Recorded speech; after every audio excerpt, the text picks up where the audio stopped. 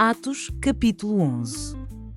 Logo chegou aos apóstolos e a outros irmãos da Judeia a notícia de que os gentios haviam recebido a palavra de Deus. Mas, quando Pedro voltou a Jerusalém, os discípulos judeus o criticaram, dizendo: Você entrou na casa de gentios e até comeu com eles. Então Pedro lhes contou exatamente o que havia acontecido. Disse: Eu estava na cidade de Jope e, enquanto orava, num êxtase, tive uma visão.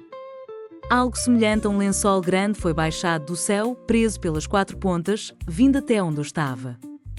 Quando olhei dentro do lençol, vi toda espécie de animais domésticos e selvagens, répteis e aves.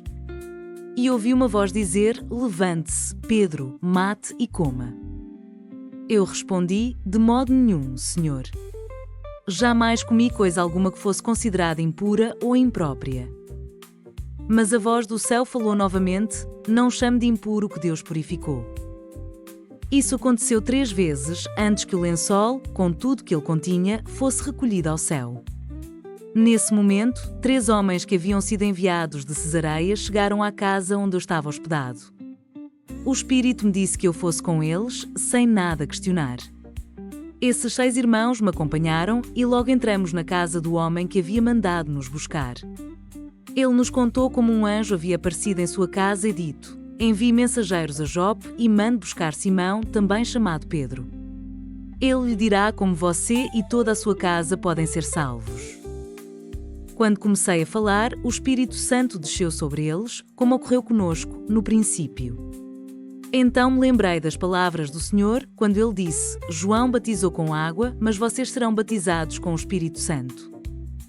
E, uma vez que Deus deu a esses gentios a mesma dádiva que concedeu a nós quando cremos no Senhor Jesus Cristo, quem era eu para me opor a Deus? Ao ouvirem isso, pararam de levantar objeções e começaram a louvar a Deus, dizendo: Vemos que Deus deu aos gentios o mesmo privilégio de se arrepender e receber a vida eterna.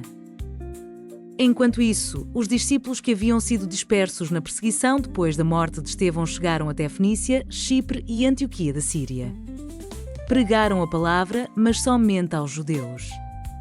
Contudo, alguns dos discípulos que foram de Chipre e Cirene até Antioquia começaram a anunciar aos gentios as boas novas a respeito do Senhor Jesus. A mão do Senhor estava com eles, e muitos desses gentios creram e se converteram ao Senhor. Quando a igreja de Jerusalém soube do que havia acontecido, enviou Barnabé a Antioquia.